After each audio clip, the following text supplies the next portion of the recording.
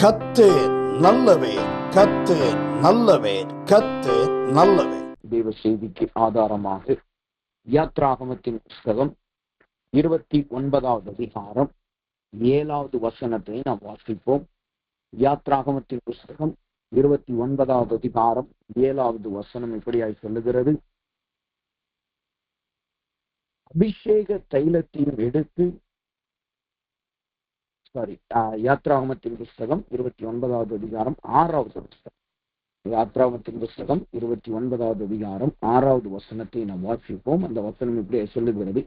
அவன் தலையிலே பாகையையும் வைத்து பரிசுத்த கிரீடத்தை பாகையின் மேல் தரித்து.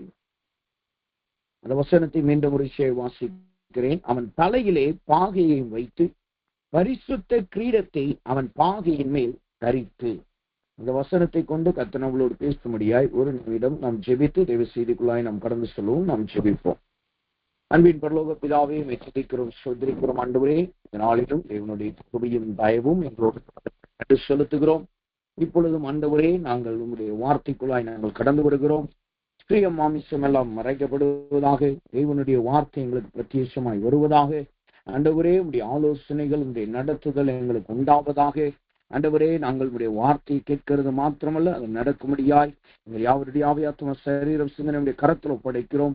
நீரே பேசியறலும், நீரே இடைபெற்றறலும், நாம மாத்திரம் பிரசவப்படுவதாக இயேசுவின் நாமத்தில் ஜெபிக்கிறோம் நல்ல பிதாவே, ஆமென், ஆமென். யாத்ராகமத்தின் புஸ்தகம் 29வது அதிகாரம் 6வது வசனத்தை நாம் வாசிக்கும் பொழுது அந்த வார்த்தை இப்படியாய் சொல்லுகிறது. அவன் தலையிலே பாகையையும் வைத்து பரிசுத்த கிரீடத்தை அவன் பாகையின் மேல் தரித்து. இங்கு நாம் ஒரு கிரீடத்தை குறித்து நாம் பார்க்கிறவர்களாய் காணப்படுகிறோம்.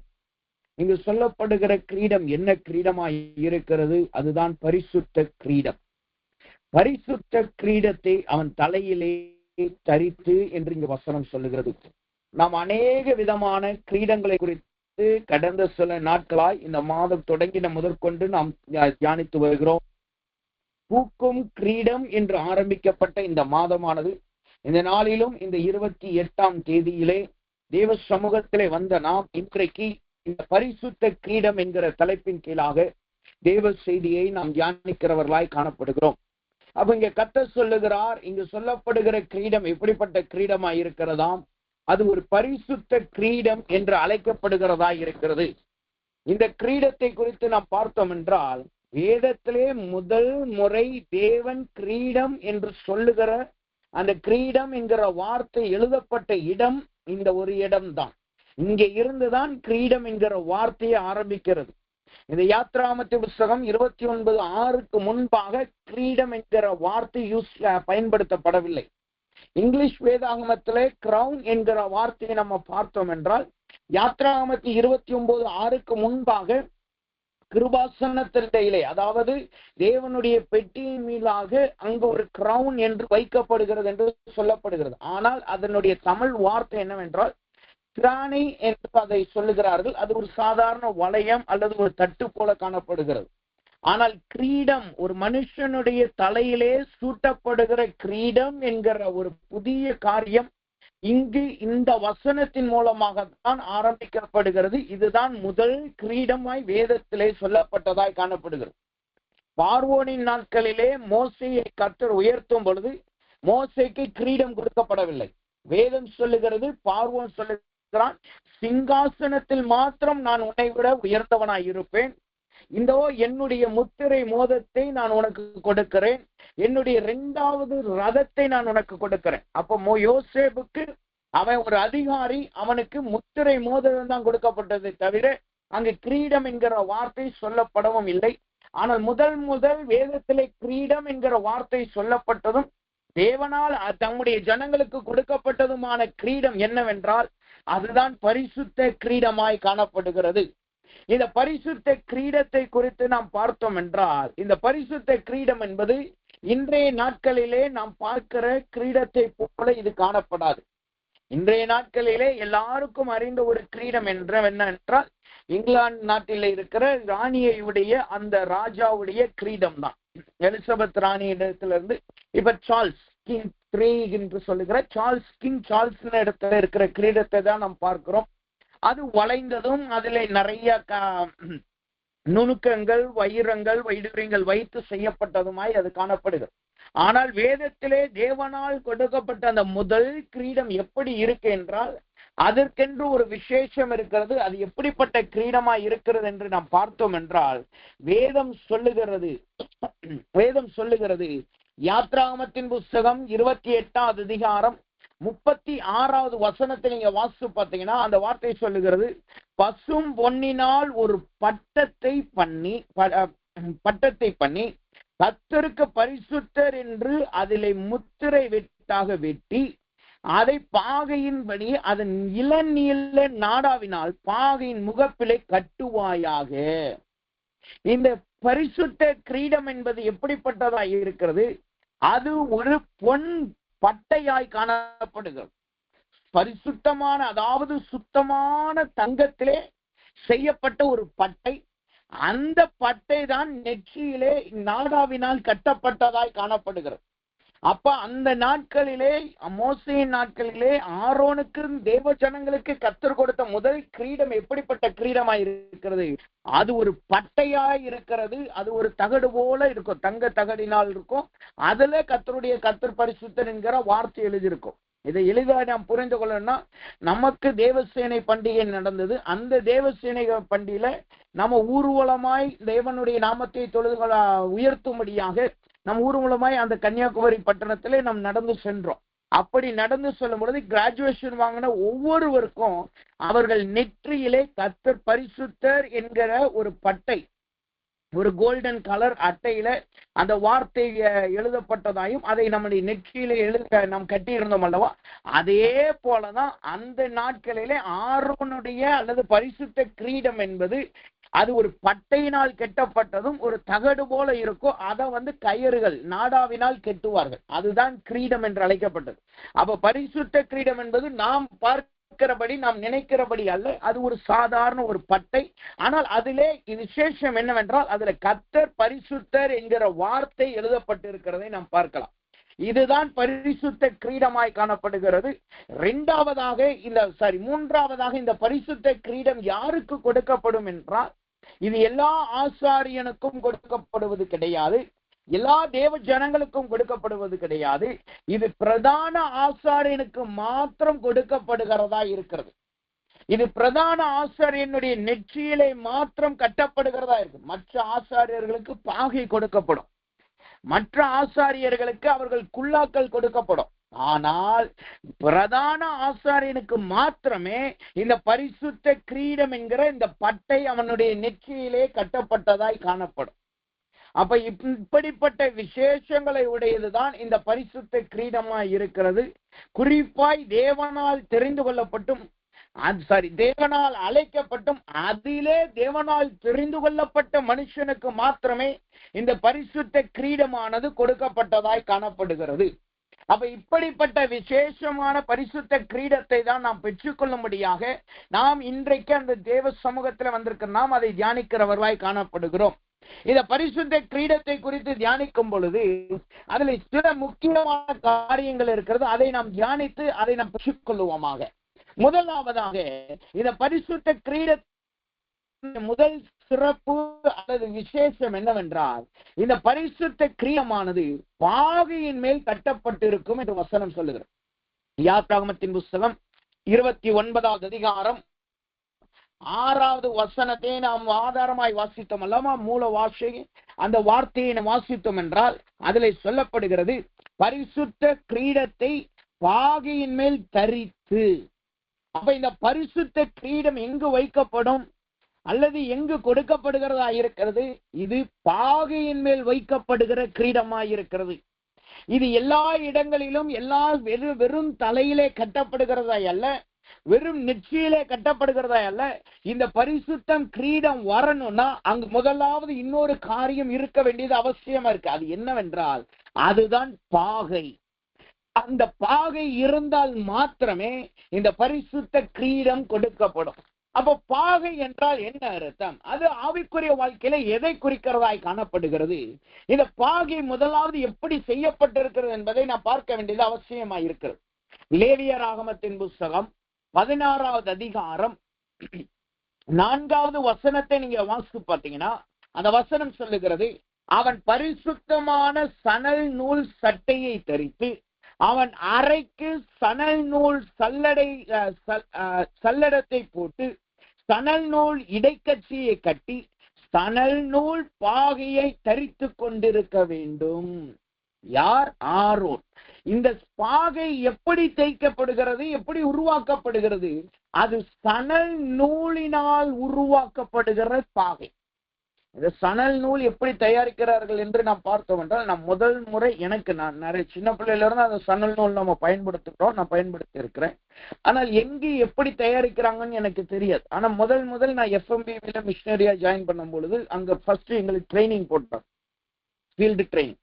அது வெஸ்ட் பெங்கால்ல ஜியாகாஞ்சி என்கிற ஒரு ஊர், அந்த வெஸ்ட் பெங்கால் மாநிலத்தில் இருக்கிற, அங்க இருந்து அந்த நம்ம கல்கத்தா சொல்றோம்ல, அங்க இருந்து குறைஞ்சது ஒரு 6 மணி நேரம் என்று நினைக்கிறேன், 5ல இருந்து 6 மணி நேரம் நம்ம ட்ரெயின்ல டிராவல் பண்ணி போனா ஜியாகாஞ்சின்னு ஒரு ஊர் வரும். அந்த ஜியாகாஞ்சி ஊர்ல தான் நாங்க மிஷினரியா எனக்கு அங்க ஃபர்ஸ்ட் அங்க ட்ரைனிங் கொடுக்கப்பட்டுச்சு. அங்க நாங்க போயிருந்த போது அங்கதான் நான் முதல் இந்த சணல் கயிறு எப்படி தயாரிக்கிறாங்கன்னு சொல்லி தெரிஞ்சுக்கிட்டேன். இந்த சணல் கயிறு எப்படி தயாரிக்கிறாங்கன்னா, அது இந்த எளிதா புரிஞ்சுக்கணும்னா, இந்த நம்ம கப்ப கிழங்கு பாத்தீங்களா, அதனுடைய செடி எப்படி இருக்கும் பாத்தீங்களா, அதே மாதிரிதான் இருக்கும். பார்க்க கிட்டத்தட்ட ஓரளவு ஒரே மாதிரிதான் இருக்கும். அந்த செடியை நல்ல உயரமா வளர்ப்பாங்க. குறைஞ்சது 8ல இருந்து 9 அடி ஹைட்டுக்கு அது வளரும். 7ல இருந்து 9 அடி ஹைட்டுக்கு தாராளமா அது வளரும். ஒரு குச்சி தான், நீளமான குச்சியா தான் வளரும். இந்த குச்சி என்ன செய்வாங்கன்னா, அது கரெக்டான நாள் வந்த உடனே அதை அறுவடை பண்ணி அதை ஒரு கட்டு, ஒரு பெரிய ஒரு 2 கை சேர்த்து பிடிச்சா எவ்வளவு நம்ம பிடிக்க முடியுமோ அது மாதிரி ஒரு பெரிய நிறைய குச்சிகளை சேர்த்து ஒரு பெரிய கட்டை கட்டி அதனோடு சில கல்லுகளை கட்டிடுவாங்க. கல்லுகளை கட்டி இந்த குளம் மாதிரி ஒரு இடத்தை ஆயத்தம் பண்ணி வச்சிருப்பாங்க, அந்த குளத்துல போட்டுருவாங்க. அந்த குளத்தை பாத்தீங்கன்னா அதெல்லாம் நல்ல தண்ணியா இருக்காது, பார்க்க அந்த பக்கத்துல போனாலே ரொம்ப வாடை அடிக்கும். சாக்கடையை காட்டிலும் ரொம்ப பல மடங்கு வாடை அடிக்கும். நான் முதல் அந்த சைடு அதை கிராஸ் பண்ணி தான் மினிஸ்ட்ரிக்கு போகும்போது அது என்ன வாடைன்னு எங்களுக்கு தெரியல, கருப்பு கலர்ல அப்படியே இருக்கும். அதுக்குள்ளதான் இதை போட்டு வச்சிருவாங்க. இதை போட்டு வச்சு அதை கல்ல கெட்டி போட்டு வச்சிருவாங்க. அதுக்கு மேலேயும் அது மிதந்து வந்துடக்கூடாதுன்னு சொல்லி இந்த நம்ம ஊர்ல நம்ம வாழை கிளைகள், அந்த வாழைத்தாரை வெட்டி பண்ண பிறகு அந்த வாழைத்தண்டை பயன்படுத்துறோம். ஆனா வெஸ்ட் பெங்கால்ல அதிகமா இதை பயன்படுத்த மாட்டாங்க. அதை என்ன செய்வாங்கன்னா, அந்த மரத்தை கொண்டு போய் தான் இந்த பெரிய பெரிய கட்டுகள் மேல போட்டுருவாங்க. ஏன்னா அது உள்ள இருக்குன்னு சொல்லி தண்ணி ஊறும் போது வெளியில வந்துடக்கூடாது. அது அப்படியே சில நாட்கள் அல்லது கிட்டத்தட்ட ஒரு 15ல இருந்து 1 மாசம் என்று நினைக்கிறேன், அத்தனை நாட்கள் அது தண்ணிக்குள்ளேயே இருக்கும். ஊறி அழுகி அப்படியே தண்ணியோட இருக்கும். அந்த குச்சியை அதுக்கப்புறம் அதை எடுத்து அது தண்ணிக்குள்ளேயே அந்த அழுக்கு தண்ணிக்குள்ளேயே சாக்கடை மாதிரி ஸ்மெல் அடிக்கிற தண்ணிக்குள்ளதான் மனுஷங்க இறங்குவாங்க. இறங்கி போய் சில இடங்கள்லாம் நான் பார்த்திருக்கேன், அவங்க முழு முகமுமே அந்த தண்ணிக்குள்ள போகும். உள்ள போய் தான் இந்த கட்டையை எடுத்துட்டு வருவாங்க. அந்த கட்டை எடுத்துட்டு வந்து அதுல இருந்து அந்த தோலை உரிப்பாங்க. அந்த குச்சியில இருக்கிற தோலை உரிச்சு அந்த தோலை கல்லில் அடிச்சு அதுக்கப்புறம் காய போட்டு அதுக்கப்புறம் தான் அதை நூலா திரிச்சு அதுல இருந்து தான் இந்த சணல் நூல் வருகிறது. இப்படிதான் இந்த சணல் நூல் செய்யப்படுகிறதாய் காணப்படுகிறது. அந்த குச்சியை தான் அங்க வெஸ்ட் பெங்கால்ல இருக்கிற கிராம பகுதிகளில் வீடு கட்டுறதுக்கு பயன்படுத்துறாங்க. நம்ம இப்படி செங்கல் ஹாலோ பிளாக் பயன்படுத்துறோமோ அதே போல அங்க இந்த குச்சியை நிட்டமா நிக்க வச்சு அது மேல மண்ணை பூசிடுவாங்க. மண் வீடு மாதிரி பூசிடுவாங்க. அதுக்கு நடுவுல இந்த குச்சி தான் இருக்கும். அதுதான் அந்த கிராம பகுதியில இன்னைக்கும் கிராம பகுதியில அதுதான் வீடா இருக்கு. மண் சுவர்கள்ல அதுக்கு நடுவுல இந்த குச்சி தான் அது செங்கல் போல அங்க இருந்து அதை பாதுகாக்கிறதாய் காணப்படுது. இப்படிதான் சணல் நூல் தயாரிக்கப்படுகிறது. கர்த்தர் பார்க்க முடிய எனக்கு கிருபை பாராட்டினார். இப்ப இங்க வசனம் சொல்லுகிறது, இந்த பாகையானது சணல் நூலினால் செய்யப்பட்ட பாகை. அப்ப சணல் நூல் என்றால் ஆவிக்குரிய அர்த்தத்தின்படி அது எதை காட்டுகிறது, அது எதை சொல்லுகிறது என்று நாம் பார்த்தோம் என்றால், சணல் என்பது எதை காட்டுகிறது என்றால், வசனம் சொல்லுகிறது, யாத்ராகமத்தின் புஸ்தகம் 28வது அதிகாரம் 42வது வசனத்தை நீங்க படிச்சு பார்த்தீங்கன்னா அந்த வார்த்தை தெளிவாய் சொல்லுகிறது, அவர்களுடைய நிர்வாணத்தை மூடும்படிக்கு இடுப்பு தொடங்கி முழங்கால் மட்டும் உடுத்த சணல் நூல் சல்லட்டங்களை உண்டு பண்ணுவாயாக. எங்க வசனம் சொல்லுது பாருங்க, சணல் நூல் எதற்காய் பயன்படுத்தப்படுகிறது, அல்லது சணல் நூல் என்பது எதை காட்டுகிறது? ஆவிக்குரிய ஜீவியத்திலே வேதத்தின்படி அது ஒரு மனுஷனுடைய நிர்வாணத்தை மூடுகிறதாய் காணப்படுகிறது. மனுஷனுடைய நிர்வாணத்தை மூடுகிறதாய் காணப்படுகிறது. இந்த நிர்வாணம் என்பது எதை காட்டுகிறது? வேதம் சொல்லுகிறது, யாத்ராகமத்தின் புஸ்தகம் 32வது அதிகாரம் 25வது வசனத்தை நாம் வாசித்தோம் என்றால், அங்கு வசனம் சொல்லுகிறது, அவர்கள் நிர்வாணமாய் இருக்கிறதை மோசே கண்டு, அவர்கள் நிர்வாணமாய் இருக்கிறதை மோசே கண்டு என்று வசனம் சொல்லுகிறது. யார் நிர்வாணமாய் இருந்தார்கள்? இஸ்ரவேல் ஜனங்கள் ஆரோனோடு இணைந்து அவர்கள் தங்களுடைய பொன் ஆபரணங்களின் நிமித்தமாக அதை கொடுத்து தங்களுடைய சிந்தனையின் ஆலோசனையின்படி ஒரு கன்று குட்டியை செய்து அதை வணங்குகிறார்கள்.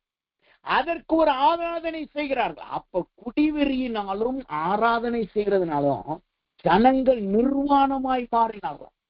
ஆரோன் அவர்களை நிர்வாணமாக்கினான் என்று வசனம் சொல்லுகிறது. அப்ப இந்த பாகை என்பது என்ன? நம்முடைய சிந்தனை நிர்வாண சிந்தனையாய் மாறி போயிடக்கூடாது. நம்முடைய சிந்தனை தேவனுக்கு பிரியமில்லாத சிந்தனையாய் மாறி போயிடக்கூடாது.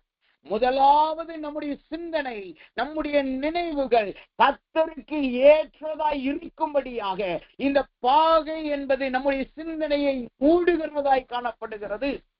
நிர்வாண சிந்தனை என்பது என்ன? அதுதான் தேவனை விட்டு உலகத்தின் பின்பாய் ஓடுகிறது, கர்த்தரை விட்டு விலகி இருக்கிறது.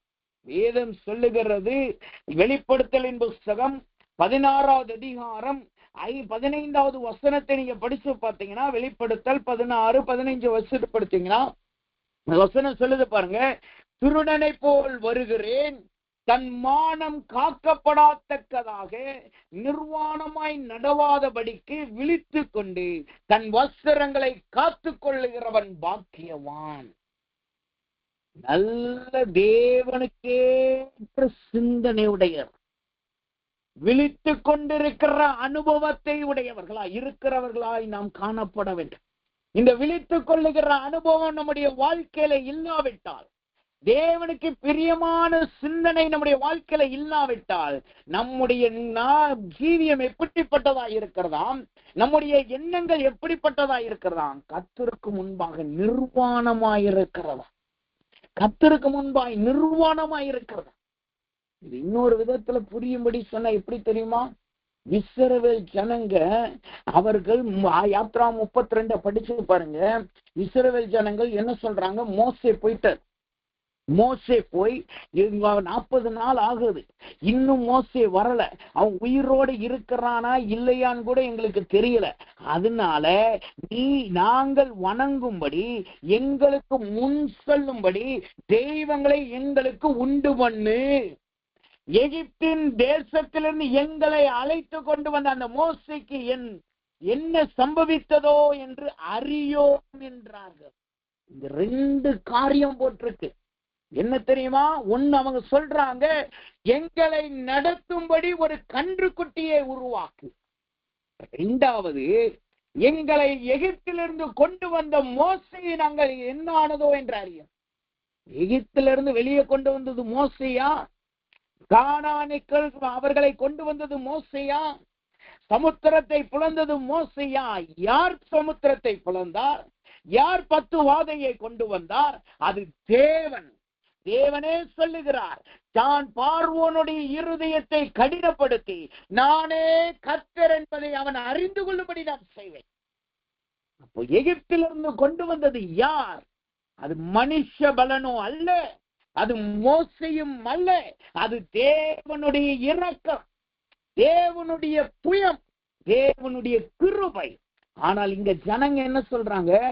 எங்களை எகிப்திலிருந்து கொண்டு வந்தது மோசே, எங்களை கொண்டு வந்தது மோசே, எங்களை நடத்துகிறது மோசே, எங்களுக்கு முன்னாய் செல்லுகிறது மோசே. இது எதை காட்டுகிறது? அவர்கள் சிந்தனை எப்படி நிர்வாணமாய் மாறி போனது? கர்த்தரை நோக்கி இருந்த சிந்தனை மனுஷர்களை நோக்கி ஓடுகிறதாய் காணப்படுது. கர்த்தரை நோக்கி இருந்த எண்ணங்கள் மனுஷனை நோக்கினதாய் மாறி போனது. அவங்களுக்கு நல்லா தெரியும், கர்த்தர் தான் கீழ்காற்று அனுப்புனார், கர்த்தர் தான் சமுத்திரத்தை பிளந்தார், கர்த்தர் தான் பார்வோனின் தலையிட்டை அடித்தார். எல்லாம் தெரிஞ்சவங்க என்ன சொல்றாங்க, மனுஷர்கள் என்னை நடத்துகிறார். இன்னைக்கு நிறைய தேவ பிள்ளைகள் இப்படிதான் இருக்கிறோம். கர்த்தர் எனக்கு பதில் கொடுக்கலைன்னா நான் யார்கிட்டயாவது போய் நான் பதில் கேட்டுக்கிறேன். கர்த்தர் எனக்கு பதில் கொடுக்கலைன்னா நான் என்னுடைய விருப்பத்தின்படி நான் செய்யறேன். சிறு வயதிலிருந்து தேவ கிருபையினாலே டேடி கூட இருக்கிறதுனால நிறைய ஊழிய கதைகள் நிறைய பேர் இப்படிதான் இருக்கிறதை நான் பார்த்திருக்கேன். எனக்கு எனக்கு விவரம் தெரிந்து ஒரு 5 வருடங்களுக்கு முன்பாக நான் ஈக்குவடார் போறதுக்கு 1 வருஷத்துக்கு முன்பாக நடந்த ஒரு காரியம் என்னன்னா, ஒரு மனுஷர் வந்து ஜெபிக்க வந்தாப்புல, டேடிட்ட ஜெபிக்க வந்து அவங்ககிட்ட டேடிட்ட வந்து ஜெபிச்சு அவருக்கு நல்ல ஊழியத்துக்கு செய்யணுங்கிற நல்ல விருப்பம் உடையவர். நல்லா ஜெபிச்சாரு, நல்லா வந்து வார்த்தையை கேட்டாரு. உடனே டேடி வந்து அவங்க மனைவி இறந்து போயிட்டாங்க. அதுக்கப்புறம் அவங்களதான் என்கரேஜ் பண்ணி அவங்கள ஆவிக்குள்ள கொண்டு வந்தாங்க. எப்ப பார்த்தாலும் நான் ஊழியத்துக்கு செய்யணும்னு சொல்லுவாரு, ஊழியத்துக்கு செய்யவும் செஞ்சார். அப்படி போய்கிட்டே இருக்கும்போது ஸ்ரீன்னு ஒரு காலத்துல சொன்னாரு, என்ன இன்னொருத்தவங்க சொல்றாங்க, இன்னொரு ஊழியக்காரங்க சொல்றாங்க, இன்னொரு எல்லாம் தேவ பிள்ளைங்க எல்லாம் சொல்றாங்க, இன்னொரு கல்யாணம் பண்ணு. அவர்களுடைய பிள்ளைகளை நீங்க பாத்தீங்கன்னா, ஒரு பையன் காலேஜ்ல 2nd இயர் நினைக்கிறேன், கோயம்புத்தூர்ல படிக்கிறாப்பு. இன்னொரு பொண்ணு நல்லா வளர்ந்த பொண்ணுதான், அவங்களும் நல்ல படிப்புலதான் இருக்கிறாங்க, ஸ்கூல் முடிச்சுட்டாங்க. அவ்வளவு வளர்ந்த பிள்ளைகள். ஆனால் மற்றவர்கள் சொல்லுகிறபடினால் அவர் வந்து சொன்னாரு, எனக்கு மற்றவங்க சொல்றாங்க நீங்க திருமணம் பண்ணிக்கணும், ஆனா அதை பத்தி ஜெபிச்சு சொல்லுங்கன்னு சொல்றேன். டேடியும் ஜெபிச்சாங்க, நல்லா ஜெபிச்சு தேவ வார்த்தையை சொல்லிட்டாங்க. என்ன சொல்லிட்டாங்கன்னா, நீங்க அது பண்ணக்கூடாது, அது கர்த்தருடைய சித்தம் அல்ல, கர்த்தர் பண்ணக்கூடாதுன்னு சொல்லியிருக்கிறார். ஆனாலும் இவர் வந்து சரின்னு கேட்டு ஒவ்வொரு தடவையும் வருவார், மாசத்துக்கு வருவார், சாப்பாடெல்லாம் செஞ்சுட்டு வருவார். டேடி தனியா இருக்கிறதுனால, நாங்க 2 தனியா தான் இருந்தோம். அப்ப திருமணம் ஆகல, நானும் டேடி தனியா தான் இருந்தோம். நாங்க தனியா இருக்கிறதுனால சாப்பாடெல்லாம் செஞ்சுட்டு செஞ்சு உட்காந்து எதுக்காக வருவார்னா, மறைமுகமா அதை நாங்க எனக்கு கல்யாணம் பண்ணிக்கலாம்னு அவர் சொல்லணும் அப்படின்னு சொல்லி எப்படியோ ப்ளீஸ் பண்ண பார்த்தாரு. ஒண்ணுமே நடக்கல. கர்த்தர் சொல்ற வார்த்தையை தான் சொல்லுவோன்னு சொல்லி நம்முடைய போதகர் டேடி சொன்னதுனால அமைதியாக அவரால் எதிர்த்து எதுவும் பேச முடியல. திடீர்னு ஒரு நாள் நாங்க அந்த ஊர் சைட போயிருக்கும் போது, பிரதர் நாங்க இங்க வந்திருக்கிறோம், உங்களை பார்க்கணும்னு சொல்லி நானும் டேடியும் பார்க்க போயிருந்தோம். நாங்க போயிருக்கும் போது நீங்க எங்க வீட்டுக்கு வாங்கன்னு அவர் கூப்பிட்டாரு. சரின்னு சொல்லி வீட்டுக்கு ஜெபிங்கன்னு சொன்னதுனால வீட்டுக்கு போனோம். வீட்டுக்கு போய் பார்த்தா திடீர்னு பார்த்தா ஒரு ஸ்திரீ அங்க உட்கார்ந்துருக்காங்க வீட்டுல. என்னன்னு கேட்டா, போன வாரம் தான் எனக்கு கல்யாணம் நடந்துச்சு, போன வாரம் தான் இந்த தெய்வ பிள்ளைகள் இந்த ஊழியர் எங்களுக்கு பண்ணி வச்சாங்க, நான் விருப்பப்பட்டு தான் எல்லாருக்கும் சொன்னது நிமித்தமாய் குடும்பத்தை பாக்குறதுக்காக சமைக்கிறதுக்காக நான் கல்யாணம் பண்ணிட்டேன். நாங்க ஒண்ணுமே ஒண்ணுமே சொல்லாம அப்படியே திரும்பி வந்துட்டோம். ஜோமன்னோம், ஜோபிச்சுட்டு ஆசீர்வதிச்சு ஜெபிச்சுட்டு வந்தாச்சு. ஆனால் நடந்த காரியம் என்னவென்றால், அவருக்கு அடுத்து 1 வாரத்துல நல்ல காஸ்ட்லியான கார் வாங்கினாரு, 10 லட்சம் 11 லட்சத்துக்கு கார் வாங்கினாரு. திடீர்னு ஒரு ஊழிய மீட்டிங்ல கூட கன்வென்ஷன்ல நாங்க அவரை பார்த்தோம். அடுத்த 1 மாதம் என்று நினைக்கிறேன், 1 மாதத்துல இருந்து 1.5 மாதத்துல திடீர்னு வீட்டுல ட்ரில்லிங் மிஷின் யூஸ் பண்ணிக்கிட்டு இருக்கும் போது, அந்த வீட்டுல ட்ரில் போட்டுக்கிட்டு இருக்கும் போது ஏதோ தவறான இடத்துல ட்ரில் போட்டு அது அந்த வீட்டுக்குள்ள போற வயரை பாதிச்சதுனால அது கரண்ட் பாஸ் ஆகி அப்படியே உட்கார்ந்த மாதிரியே மறிச்சு போயிட்டேன். கரண்ட் அடிச்சு அப்படியே மறிச்சு போயிட்டேன். எதற்காக இதை நான் சொல்லுகிறேன் என்றால், நாம் தேவனுடைய வார்த்தைக்கு விலகி நம்முடைய சித்தத்தின்படி நாம் போகிறோம் என்றால் அது கர்த்தருடைய பார்வையில நிர்வாணமாயிருக்கிறது. இன்றைக்கு நிறைய தேவ பிள்ளைகள் என்னுடைய விருப்பத்தின்படி, என்னுடைய சித்தத்தின்படி, என்னுடைய காதுகளுக்கு இன்பமா இருக்கிற வார்த்தை வரணும் என்று நினைக்கிறாங்க. நான் சொல்றதை கர்த்தர் செய்யணும்னு நினைக்கிறாங்க. அவர்கள் ஒரு வட்டத்தை போட்டுட்டு கர்த்தரை அதற்குள் கொண்டு வர நினைக்கிறார்கள். என்னுடைய விருப்பம் இதுதான், என் சித்தம் இதுதான், என்னுடைய காரியம் இதுதான், அந்த வார்த்தை எங்க வருதோ நான் அங்க போய் கேட்டுக்கிறேன் என்று ஓடுகிறார்கள். வேதம் சொல்லுகிறது, ராஜஸ்ரீ மாறு வேடத்தில் அவள் வந்தாள். தீர்க்கதரிசி சொன்னான், கண்ணு தெரியாத தீர்க்கதரிசி சொன்னான், தேவனை நீ மாறுவேட போட்டு வந்ததுனால அவன் கட்டிலில் ஏறினவன் இறங்குவது இல்லை. கர்த்தர் சொல்லுகிறார், நம்முடைய சிந்தனை ஒருபோதும் நிர்வாணமா இருக்க கூடாது. நம்முடைய சிந்தனை கர்த்தருக்கு ஏற்ற சிந்தனையா இருக்கணும். வேதம் இப்படியாய் சொல்லுகிறது பாருங்க.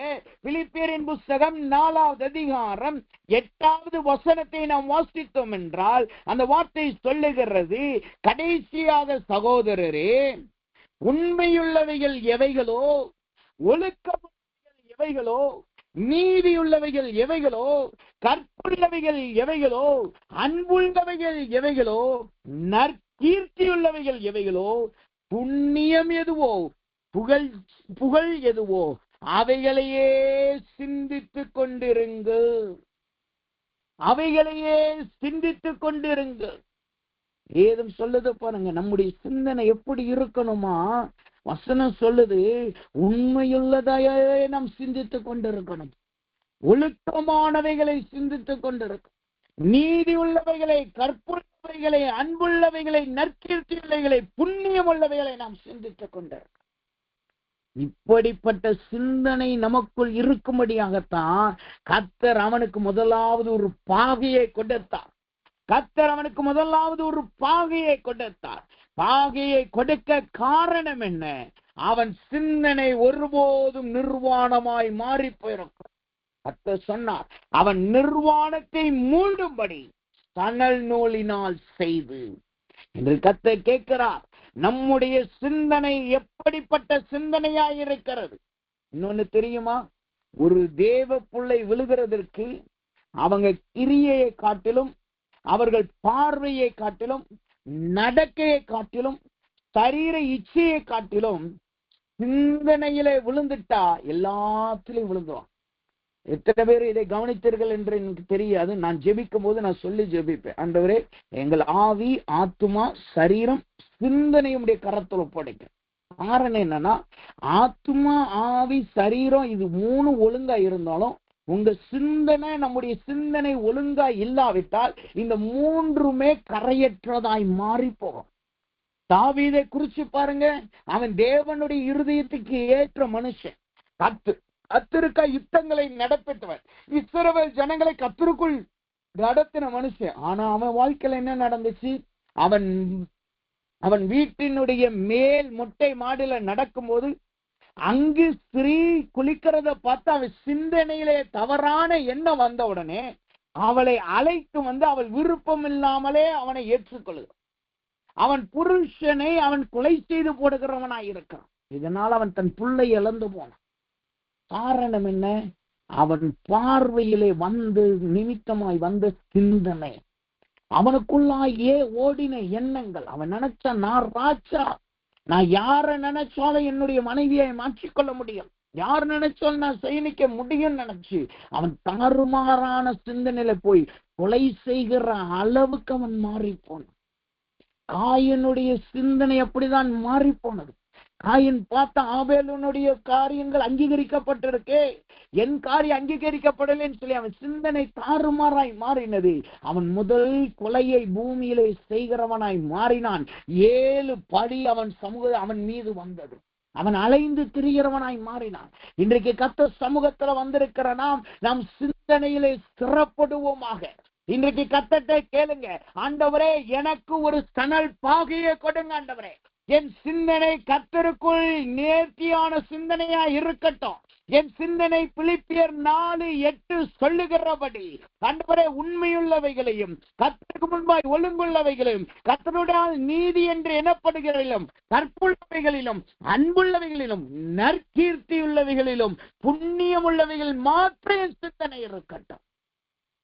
யாரை இழுத்து விடுவனோ, யாரை குறித்து நான் பொறாமைப்படுவேனோ, எப்படிப்பட்ட தவறான தாறுமாறான சிந்தனை எனக்குள் இருக்கக்கூடாது. இஸ்ரவேல் ஜனங்கள் சொன்னபடி நான் மனுஷர்களை நோக்கி ஓடுகிறவனாய் இருக்கக்கூடாது. என் விருப்பமாக எனக்கென்று ஒரு தெய்வத்தை நான் வைத்து ஓடுகிறவர்களாய் இருக்கக்கூடாது. இஸ்ரவேல் ஜனங்கள் ஏன் தெய்வத்தை செஞ்சாங்க தெரியுமா? அவங்களுடைய விருப்பத்தின்படி நடக்கிறதுக்காக. ஏன்னா கர்த்தர் ஏற்கனவே அவர்களுக்கு 10 கட்டளையை கொடுத்துட்டார். எப்ப கொடுத்துட்டாரு? யாத்ராகமம் 20வது அதிகாரத்திலே வந்துருச்சு. 10 கட்டளை ஏற்கனவே கொடுத்துட்டார். இப்ப அவங்களுக்கு ரெஸ்ட்ரிக்ஷன் வந்துருச்சு, ஒரு கட்டுப்பாடு வந்துருச்சு, ஒரு ஒழுக்கம் வந்துருச்சு. ஆனா இப்ப அந்த ஒழுக்கத்தை கவனிக்கிற மோசி அங்க இல்ல, விசாரிக்கிற மோசி இல்ல. இதுதான் சமயம் பார்த்து எங்க விருப்பத்தின்படி நாங்க நடந்துக்கிறோம் சொல்லி அவங்களுக்கு ஒரு தெய்வத்தை செய்யறாங்க. எங்களை முன் நடத்துகிற ஒரு தெய்வம் வேண்டும் என்று. அப்ப நம்முடைய விருப்பத்தின் நம்முடைய சித்தத்தின்படி நம் நடக்கிறதை முதலாவது நாம் கைவிடுவோமாக.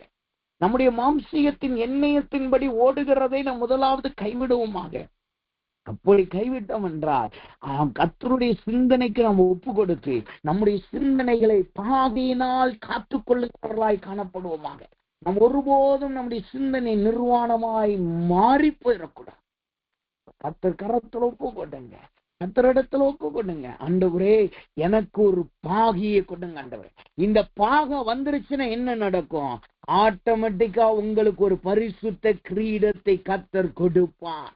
இந்த பாகை வந்துவிட்டால் உங்களுடைய நெற்றியிலே கர்த்தருடைய நாமம், பரிசுத்தர் என்கிற நாமம் பொறிக்கப்பட்ட ஒரு கிரீடம் உங்களுக்காய் வைக்கப்பட்டிருக்கும்.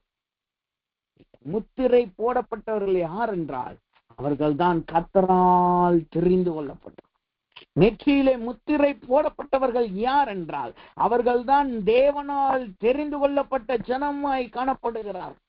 வெளிப்படுத்தல் புஸ்தகத்திலே நாம் அநேக காரியங்களை இந்த முத்திரை போடப்பட்டவர்களை குறித்து வாசிக்கிறோம். வெளிப்படுத்தல் 7:3 சொல்லுது பாருங்க, நாம் நம்முடைய தேவனுடைய ஊழியக்காரன் நெற்றிகளை முத்திரை போட்டு தீருமளவும் பூமியை, சமுத்திரத்தையும் மரங்களையும் சேதப்படுத்தாதீர்கள் என்று மகா சத்தம் கூப்பிடப்பட்டு வசனம் சொல்லுது பாருங்க. நம்முடைய ஊழியக்கார நெற்றியில முத்திரை போடுற வரைக்கும், அப்படின்னா என்ன அர்த்தம் தெரியுமா? இன்னைக்கும் கர்த்தர் அந்த முத்திரையை போட்டுக்கிட்டே இருக்கிறாரு. இன்னைக்கும் அந்த பரிசுத்த கிரீடத்தை தம்முடைய பிள்ளைகளுக்கு கர்த்தர் கொடுத்துக்கிட்டு இருக்காரு, தம்முடைய ஊழியர்களுக்கு கொடுத்துக்கிட்டு இருக்காரு. அப்ப அது பழைய ஏற்பாட்டு காலத்துல மாத்திரம் நடக்கல, அந்த கிறிஸ்து நாட்கள்ல மாத்திரம் நடக்க போறதில்ல, பரலோக ராஜ்யத்துல மாத்திரம் நடக்கல. இன்னைக்கும் கர்த்தர் பரிசுத்த கிரீடத்தை தம்முடைய பிள்ளைகளுக்கு கொடுத்து கொண்டு இருக்கிறார். அந்த முத்திரை நமக்கும் வந்து கொடுக்கப்பட்டுள்ளது. கர்த்தர் பரிசுத்தர் என்கிற முத்திரை நமக்கும் கொடுக்கப்பட்டுள்ளது. அதை நாம் சுதந்திரித்துக் கொள்வோமாக. அதுக்கு முதலாவது நம்முடைய பாகை சரியாயிருக்கும். நம்முடைய பாகை சணல் நூலினால் செய்யப்பட்டிருக்க வேண்டும்.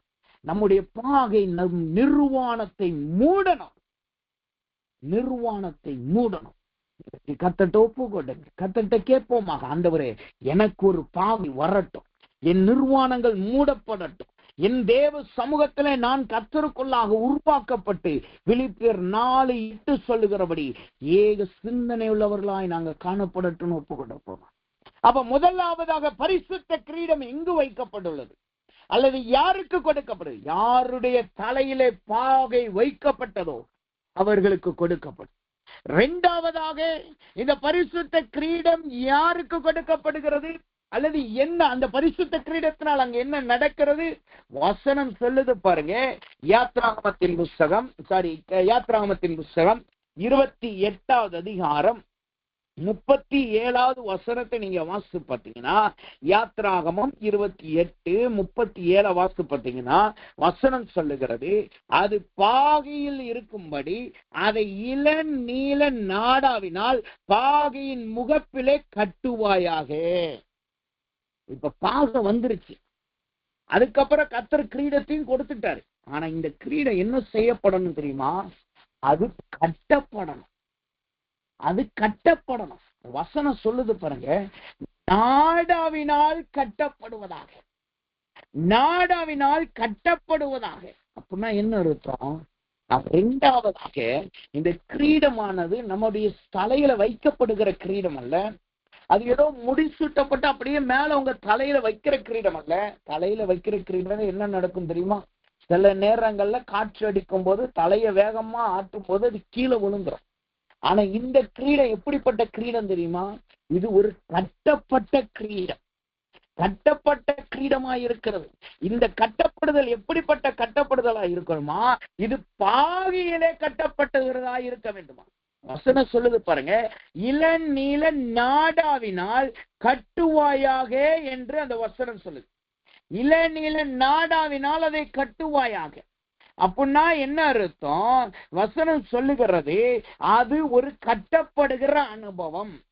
இத கட்டப்படுகிற அனுபவத்தை குறித்து வேதம் சொல்லுது பாருங்க.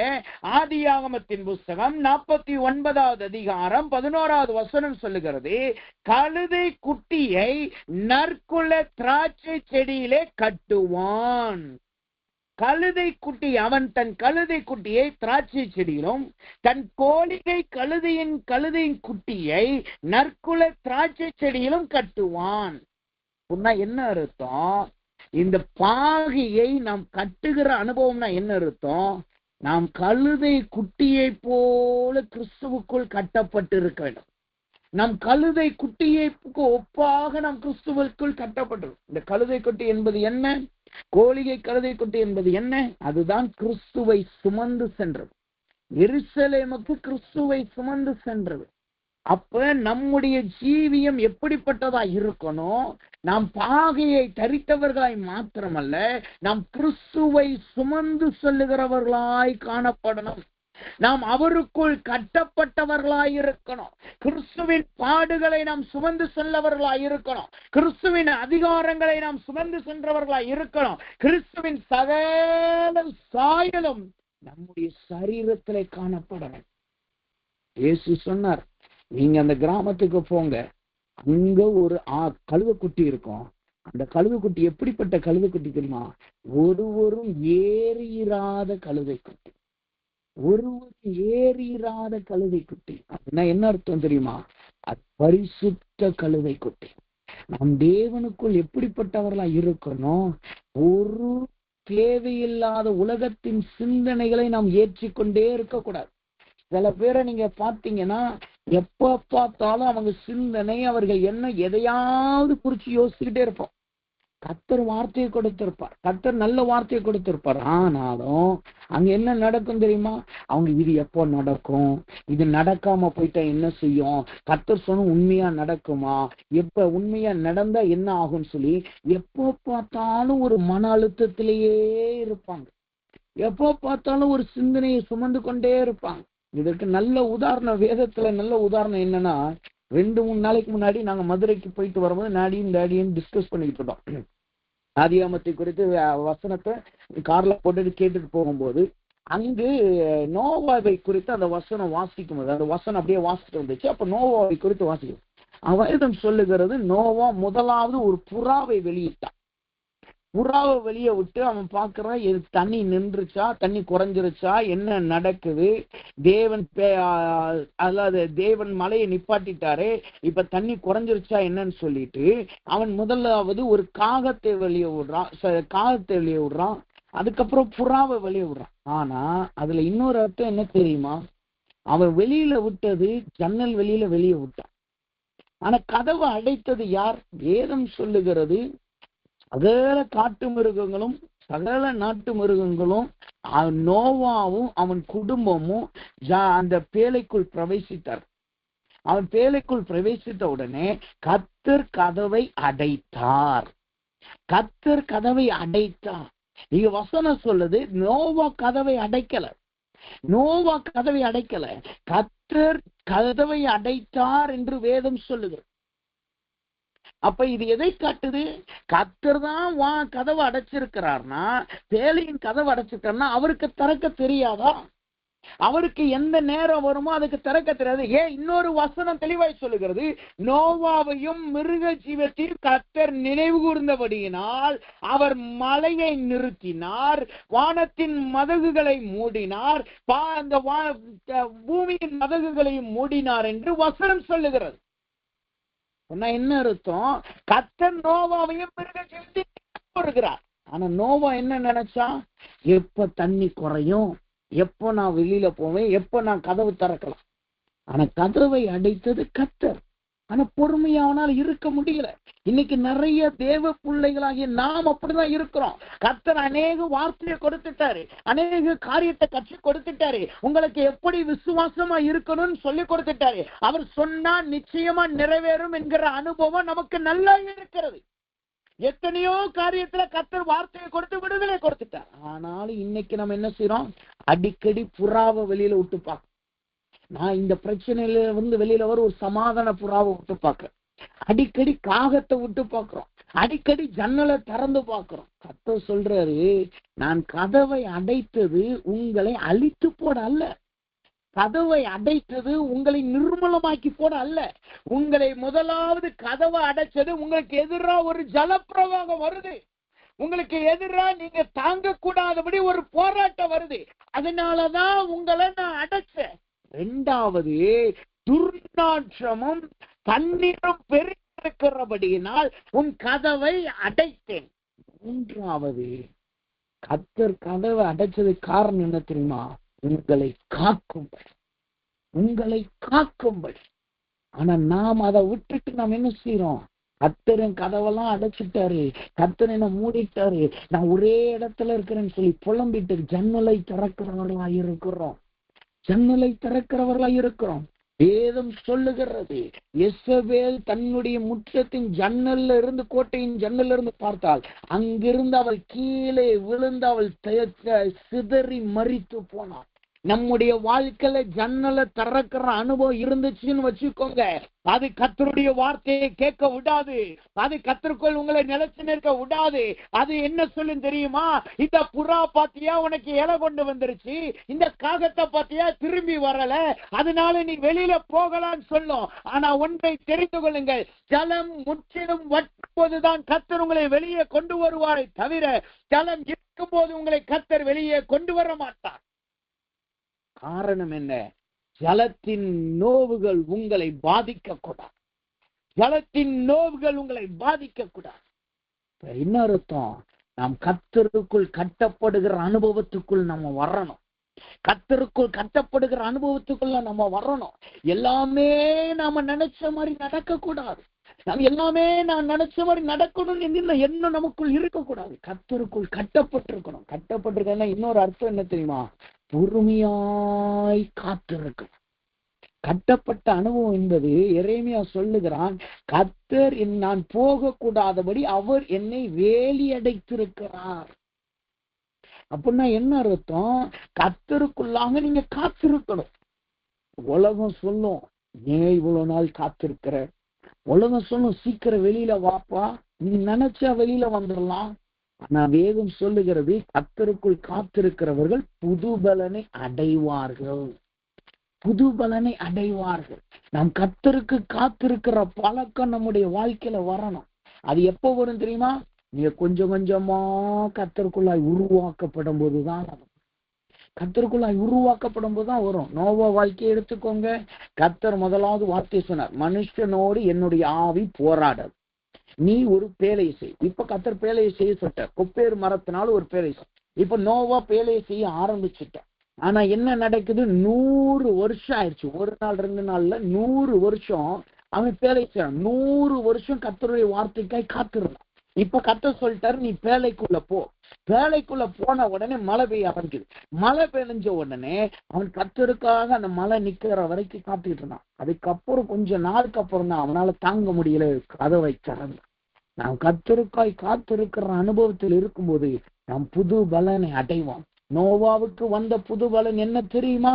அவன் தேசத்தின் அதிபதியாய் மாறினது மாத்திரமல்ல, பூமியை ஆளுகை செய்கிற அளவுக்கு மாறினான். பூமியை பழுகி பெறுகிற அளவுக்கு அவன் மாறினான். புதிய உடன்படிக்கை அவனுக்கு கொடுக்கப்பட்டது. அவனோடு கர்த்தர் உடன்படிக்கை பண்ணுகிறார். என்ன உடன்படிக்கை பண்ணார் தெரியுமா? நான் உன்னிடத்துல ஒரு உடன்படிக்கை பண்றேன், இனிமே நான் ஜலத்தினால் பூமியை அழிக்க போவது கிடையாது. சொல்றாங்க நாம் ஆதாமின் சந்ததின்னு சொல்றாங்க. ஆனா உண்மையே நாம் யாருடைய சந்ததி தெரியுமா? நாம் நோவாவின் சந்ததி. ஏன்னா பூமியில இருக்க எல்லா மனுஷர்களும் மரிச்சு போயிட்டாங்க.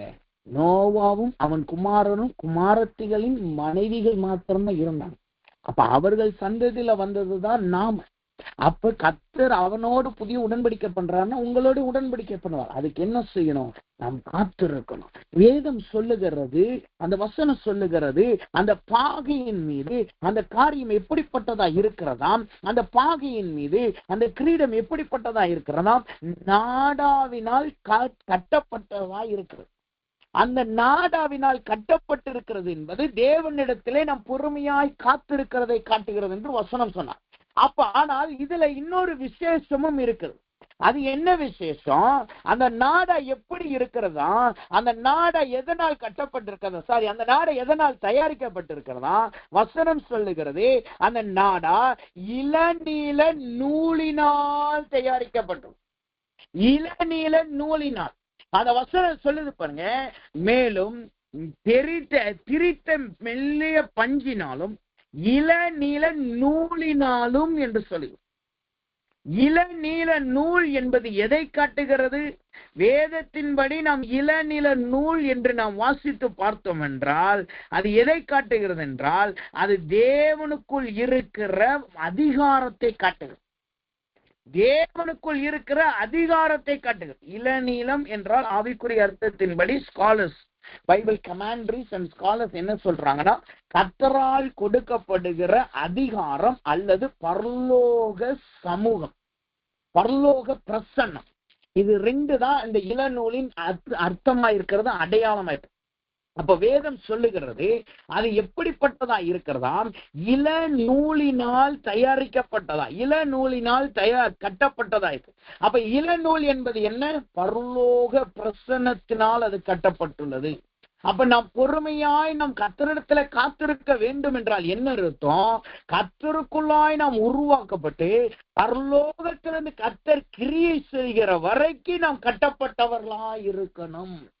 பரலோக சிந்தனை உடையவர்களாய் நாம் காணப்படணும். பரலோக சிந்தனை நம்முடைய ஜீவியத்துல இருக்கிறதாய் காணப்படணும். அதுதான் பரலோகத்தினால் கட்டப்படுகிற அனுபவம். அப்ப மேலோங்கின மேலாய் நோக்கி பார்க்கிற சிந்தனை நமக்குள் காணப்படும். நாம் பூமியிலே நாம் பார்க்கிற பார்வையை போல நம்ம பார்க்க கூடாது. நமக்கும் புறஜாதியா இருக்கும், நமக்கும் ரட்சிக்கப்படாதவர்களுக்கு வித்தியாசம் என்ன தெரியுமா? ஒரே ஒரு வித்தியாசம் தான்.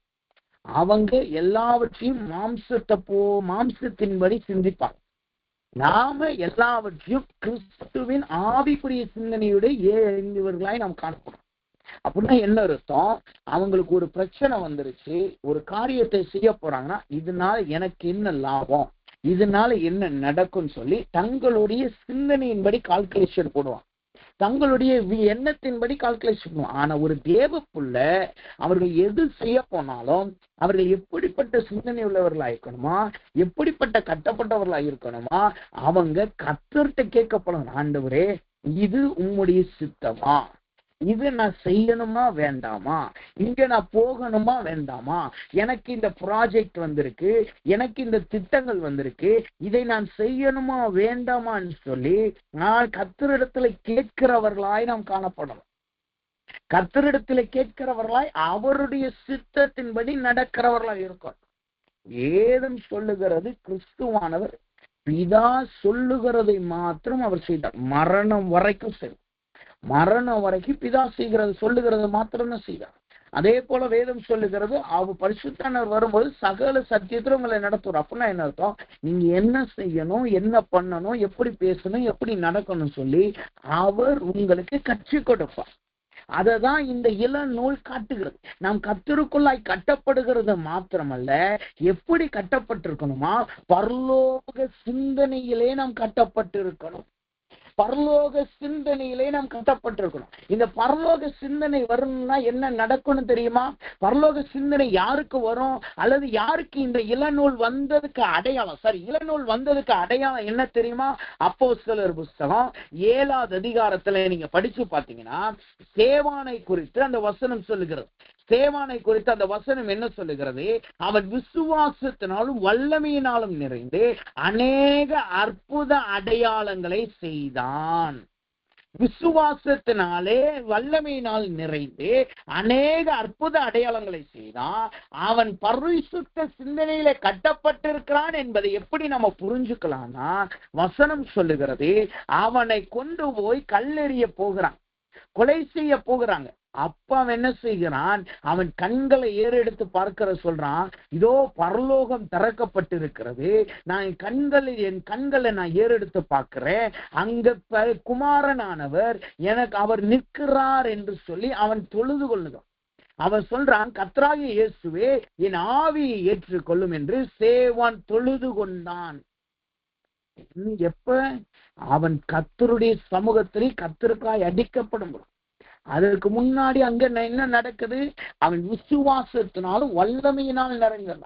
நமக்குள்ள அந்த இளநீல நாடாவின் கட்டு வரணும், நாம் கர்த்தருக்குள்ளாய் கட்டப்பட்டவர்களாய் இருக்கணும்னா முதலாவது கர்த்தருடைய விசுவாசம் நமக்குள்ள வரணும்.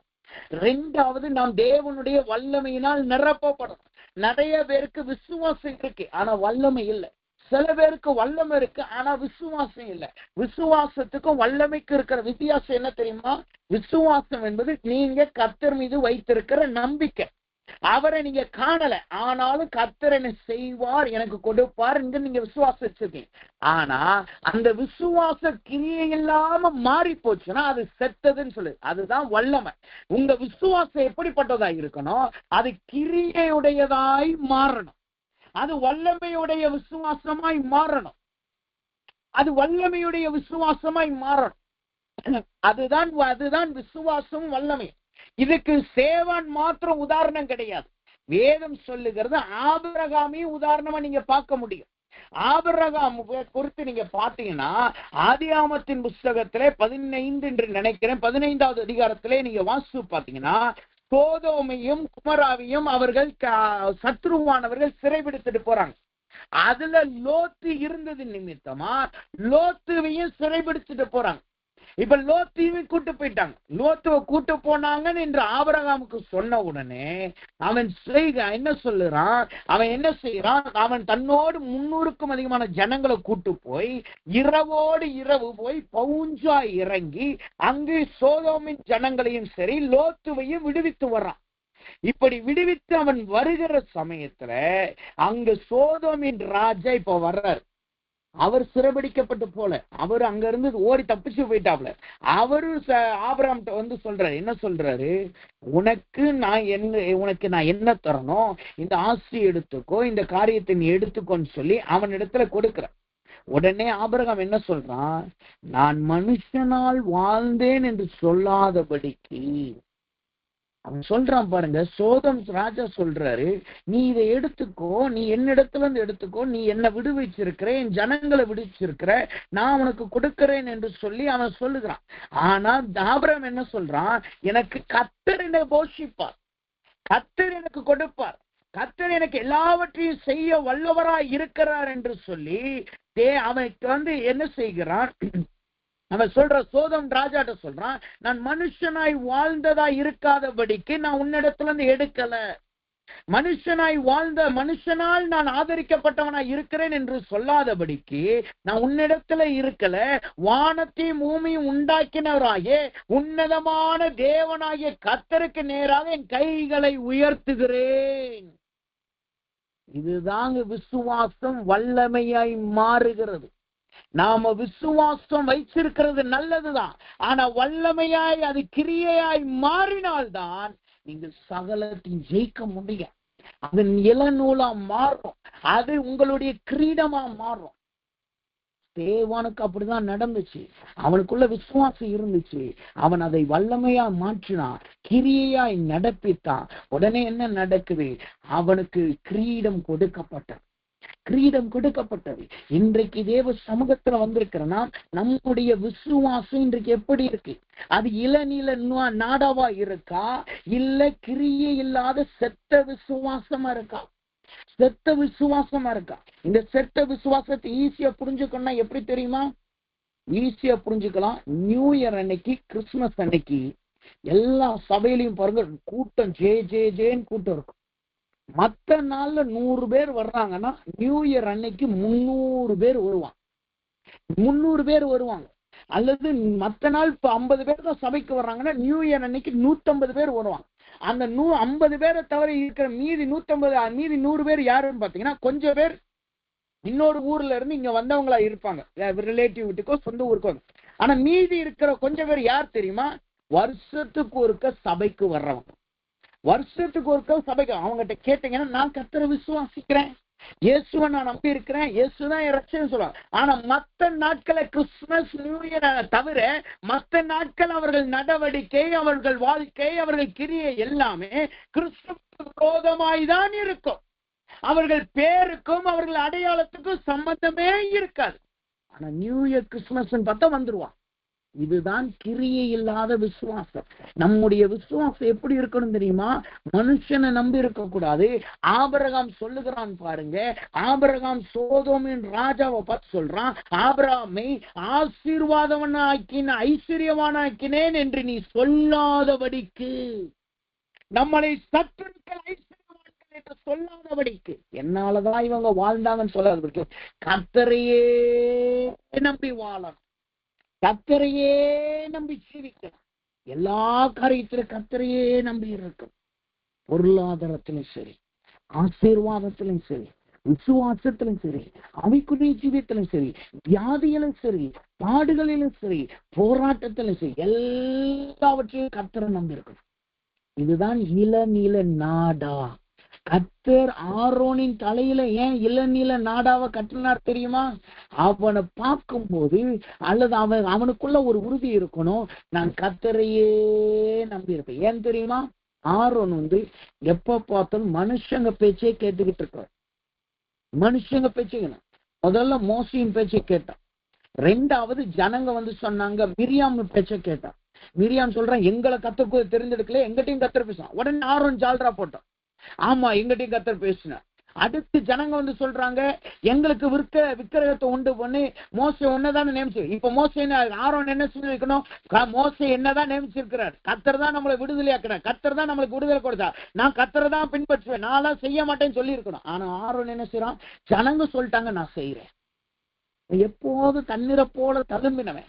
அதனாலதான் கர்த்தர் சொல்றது, நான் உனக்கு ஒரு பாகையை கொடுத்திருக்கிறப்பா, ஆனா அந்த பாகை மேல இளநீல நாடா கட்டப்படணும். அப்பதான் நீ உறுதியா இருப்ப. இளநீல நாடா என்பது என்ன? நீ உனக்கு கொடுக்கப்பட்ட விசுவாசத்துல நீ உறுதியா இருக்கணும். உன் விசுவாசம் வல்லமையாய் மாறணும்.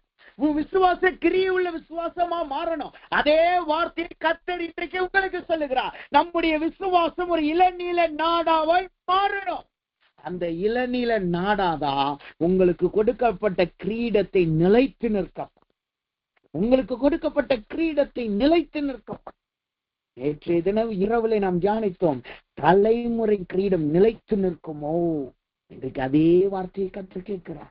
உங்க கிரீடம் நிலைச்சு நிற்கணும்னா நீங்க இளநீல நாடாவினால் உங்கள் கிரீடத்தை நீங்கள் கட்டிக்கொள்ளும்.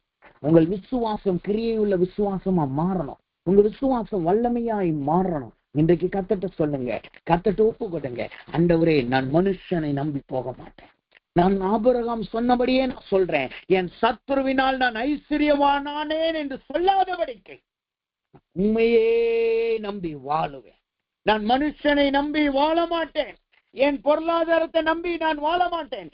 எந்த சூழ்நிலை நான் மனரம்பியமாய் இருப்பேன். நான் கர்த்தருக்குள்ளாய் நான் கிரிகையுள்ள விசுவாசம் உள்ளவனாய் இருப்பேன். அப்படி நீங்க மாறிட்டீங்கன்னா தேவான் பரலோகத்தை பார்த்தது போல உங்களுக்கு அந்த பரலோக கட்டு உங்க வாழ்க்கையில வரும். நீங்க இளநீல நாடாவினால் உங்கள் கிரீடம் கட்டப்படும். அப்ப கிரீடமானது உங்கள் தலையில் நம் தலையில நிலைத்து நிற்க வேண்டியது அவசியமா இருக்கு. அப்ப முதலாவது கிரீடம் நம்மளுக்கு வரணும்னா அது பாகை இருக்கணும். ரெண்டாவது அந்த கிரீடம் இருக்குன்னா இளநீல நாடாவினால் கட்டப்பட்டிருக்கும். இப்ப கண்களை மூடுங்க, தெய்வ சமூகத்துல ஒப்பு கொடுங்க, தெய்வ கரத்துல ஒப்பு கொடுங்க. ஆண்டவரே எனக்கு இந்த பரிசுத்த கிரீடத்தை கொடுங்க. இந்த பரிசுத்த கிரீடத்துடைய இன்னொரு விசேஷம் என்ன தெரியுமா? கர்த்தர் சொன்னார், ஆரோன் என்னுடைய சந்நிதியில வரும்போது எல்லாமே அவன் இந்த கிரீடத்தை தரித்திருக்கணும். ஒண்ணு. ரெண்டாவது, ஆரோன் ஜனங்களுடைய பாவத்திற்காய் பலியிடும் பொழுது அவன் இந்த கிரீடத்தை தரித்திருக்கணும். அது என்னன்னா தெரியுமா? நீங்க தேவ சமூகத்துக்கு வரும் போதெல்லாம் நீங்க இந்த கிரீடத்தை தரிச்சிருந்தீங்கன்னா நீங்க கர்த்தரால் தெரிந்து கொள்ளப்பட்டவர்கள் அடையாளமா இருப்பீங்க. ரெண்டாவது, நீங்க மற்றவர்களுக்கு ஜெபிக்கணும், மற்றவர்களுக்காய் பரிந்து பேசணும், நான் மற்றவர்களை உருவாக்கணும், மற்றவர்களுக்கு முன்பாய் நான் பரிசுத்தமா இருந்து மற்றவர்களையும் பரிசுத்தமாக்கணும், மற்றவர்களை குறித்த ஆத்தும பாரம் உங்களுக்கு வரணும்னா இந்த கிரீடம் உங்க வாழ்க்கையில இருக்கணும். இப்ப கண்களை மூடுங்க, கர்த்தர்ட்ட கேளுங்க, ஆண்டவரே ஆண்டவரே எனக்கு ஒரு பாக்கியை கொடுங்க, எனக்கு ஒரு இளநீல நாடாவை கொடுங்க. நான் எப்போதும் தேவ சமூகத்திலே பாகி என் சிந்தனை நிர்வாணமாய் மாறி போயிடக்கூடாது. நான் மனுஷர்களை நம்பி ஓடிடக்கூடாது.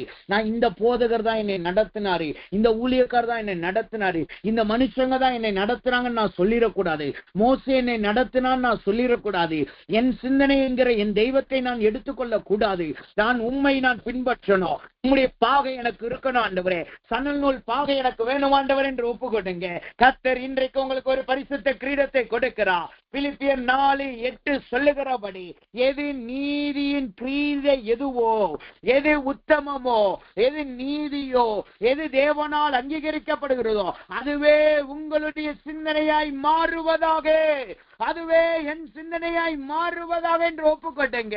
பிலிப்பியர் 4:8 சொல்லுகிறபடி என் சிந்தனை மாறட்டும் என்று சொல்லி எல்லாரும்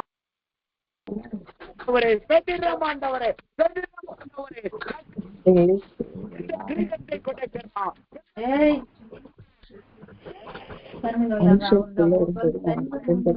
வராத பட்சத்துல கிரீடம் வர முடியாது. வராத பட்சத்துல கட்டப்பட முடியாது.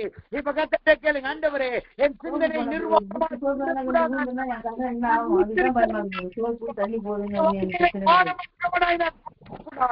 என் பத்திரத்தை காத்துக் கொள்ளுகிறவனாய் இருக்கிறோம். எனக்கு ஒரு சணல் பாகையை கொடுங்க ஒப்புக்கொண்டேங்க.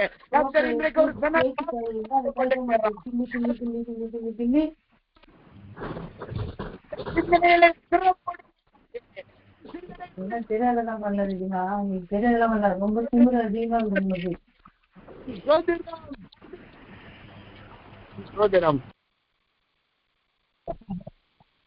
பரிசுத்த கிரீடம் வைக்கப்படணும்னா நம்முடைய தலையிலே இளநீல நாடாவினால் கட்டப்படும்.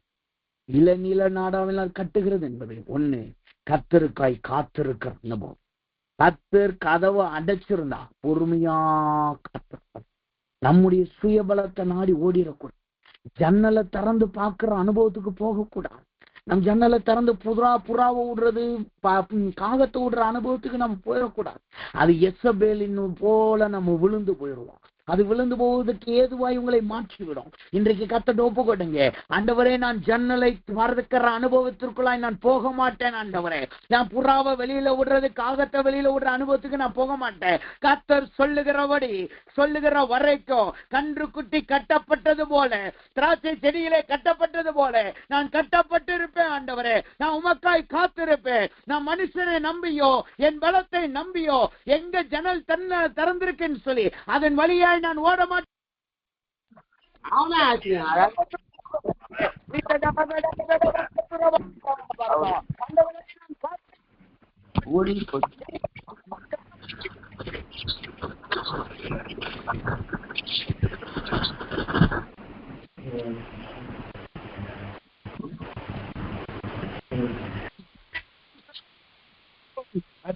காத்திருக்கிறவர்கள் புது பலனை அடைவார்கள் அல்லவா? அதே போல் புது பலனை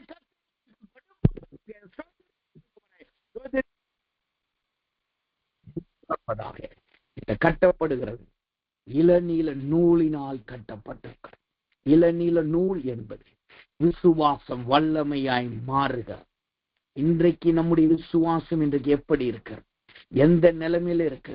பேருக்கு ஏற்ற விசுவாசம் இருக்கா? பேர் கிறிஸ்தவர்களை போல சும்மா விசுவாசத்தை வச்சிருக்கிறீங்கிறதுல நீங்க இருக்கிறீங்களா? இல்ல சேவானை போல் வல்லமையாய் நீங்க மாற்றினீங்களா? இல்ல ஆபிரகாமை போல கிரியை உள்ள விசுவாசமா மாற்றினீங்களா? இன்றைக்கு கர்த்தர்ட்ட சொல்லுங்க, ஆண்டவரே இனிமேல் நான் விசுவாசத்துல உறுதியாய் இருப்பேன். நான் சேவானை போல வல்லமையாய் மாற்றுவேன் ஆண்டவரே. நிறைய பேர் என்ன நினைக்கிறோம், விசுவாச வல்லமை சேவானுக்கு கர்த்தர் கொடுத்தார். இல்லைங்க, விசுவாசம் தான் வல்லமையாய் மாறினது. விசுவாசம் கிரியை உள்ளதாய் மாறினது. ஆபிரகாம் சொன்னான் அல்லவா, நான் தான் இவனை ஐஸ்வர்யவன் ஆக்கினேன் என்று சொல்லாதபடி வானத்தையும் பூமியையும் உண்டாக்கின தேவனுக்கு நேராக என் கைகளை உயர்த்துவேன் என்று சொன்னான் அல்லவா. அந்த வார்த்தையை சொல்லி ஜெபிங்க. ஆண்டவரே எனக்கு ஒத்தாசை வருகிற பருவ பர்வதத்துக்கு நேரா இனிமே நான் என் கரங்களை உயர்த்துவேன் ஆண்டவரே. வியாதியோ, பட்டினியோ, பொருளாதாரமோ, போராட்டமோ எது வந்தாலும் நான் பரத்துக்கு நேரா நான் கரங்களை உயர்த்துவேன். கடன் வாங்க ஓட மாட்டேன், மனுஷங்களை நம்பி ஓட மாட்டேன். என் விசுவாசத்தை வல்லமையா மாற்றுவேன் என்று ஒப்பு கொடுப்போமாக. கடைசியா எல்லாரும் ஒப்பு கொடுத்து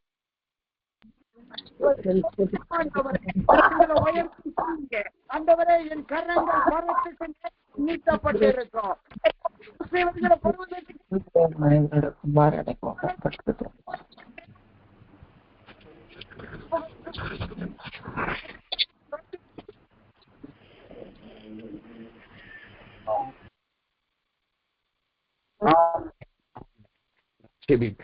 அன்பின் பரலோக பிதாவே துதிக்கிறோம், ஸ்தோத்திரிக்கிறோம். இதனாலும் தேவனுடைய கிருபையும் தயவுகளோடு கொடுத்த காய்ச்சல் பரிசுத்த கிரீடம் என்று சொல்லி ஆண்டவரே இந்த பரிசுத்த கிரீடத்தை குறித்த சில குறிப்புகளை பார்க்கவும், அதன் பின்பாக பரிசுத்த கிரீடம் ஒரு மனுஷனுடைய வாழ்க்கையில வரவும் என்றால் அது 2 காரியம் காணப்பட வேண்டும் என்று கர்த்தர் சொன்னீர் அல்லவா? ஆண்டவரே அதே 2 காரியங்களும் பிள்ளைகளாக எங்கள் ஜீவியத்தில் காணப்படுவதாக. எங்கள் முதலாவது ஆண்டவருடைய பிள்ளைகளுடைய சிந்தனையை நீர் பாகையினால் மூடுவீராக. நிர்வாணம் மூடப்படுவதாக. மாம்சீக சிந்தனைகள், மனுஷனை பின்பற்றுகிற சிந்தனைகள், தங்களுடைய சுய எண்ணத்திலே ஓடுகிற சிந்தனைகள் இன்றோடு நிறுத்தப்படுவதாக. பரலோக சிந்தனையும் கர்த்தருக்கு ஏற்ற சிந்தனையும் பிலிப்பியர் 4:8 சொல்லுகிறபடி ஆண்டவரே, பிலிப்பியர் 4:8 சொல்லுகிறபடி ஆண்டவரே, உண்மையுள்ளவைகளை குறித்தும், ஒழுக்கமானவைகளை குறித்தும், நீதியுள்ளவர்களை குறித்தும், கற்புள்ளவைகளை குறித்தும், அன்புள்ளவைகளை குறித்தும், நற்கீர்த்தியுள்ளவைகளை குறித்தும், புண்ணியமும் புகழ்ச்சி எதுவோ அதை குறித்தும் மாத்திரம் எங்கள் சிந்தனை இருக்கட்டும். ஆண்டவரே, எங்கள் நினைவுகள் உடைய பாகையினால் மூடப்படட்டும். அதன் நிமித்தமாய் பிள்ளைகளுக்கு கர்த்தருடைய நாமம் தரிக்கப்பட்ட தேவனுடைய என் ஊழியக்காரர்கள் மீது என் முத்திரையை போடும் அளவும் தீங்கு வரக்கூடாது என்ற வசனம் சொல்லுகிறபடி இந்த நாளிலே கர்த்தர் கொடுக்கிற முத்திரை பிள்ளைகள் நெற்றியிலே வருவதாக. 2வதாய் கர்த்தர் சொன்னபடி கட்டப்படவும் இளநீல நாடாவினால் கட்டப்படவும் பிள்ளைகளுக்கு கிருபை செய்வீராக. உமக்குள் காத்திருக்கிற ஆண்டவரே, திராட்சை செடியிலே கட்டப்பட்ட கழுதை குட்டியை போல உமக்குள் கிறிஸ்துவுக்குள் கட்டப்பட்டவர்களாய் உமக்காய் காத்திருக்கிறவர்களாய் பிள்ளைகளை நீர் மாற்றுவீராக. குறிப்பாய் ஆண்டவரே, விசுவாசத்தை வல்லமையாய் மாற்றி இளநீல நாடா என்கிற உயர்ந்த நாடாவினால் இவர்கள் கட்டப்படுவார்களாக. இவர்கள் விசுவாசம் செத்த விசுவாசம் இல்லாமல் கிரியை உள்ள விசுவாசமாய், வல்லமை உள்ள விசுவாசமாய், பரலோகத்தை தரிசிக்கிற விசுவாசமாய் மாறுவதாக. அப்படி மாறுகிறக்காய் ஸ்தோத்திரம். இன்றைக்கு பரிசுத்த கிரீடத்தை பிள்ளைகளுக்கு நீர் கொடுத்ததுக்காய் ஸ்தோத்திரம். எல்லாவற்றுக்கும் மேலாய் அந்த பரிசுத்த கிரீடம் என்கிற அந்த முத்திரை பிள்ளைகளுக்கு வந்ததுக்காய் ஸ்தோத்திரம். ஆண்டவரே, எல்லா துதிகரமையும் நமக்கு செலுத்துகிறோம். இயேசுவின் நாமத்தில் ஜெபிக்கிறோம் நல்ல பிதாவே. ஆமென், ஆமென், ஆமென்.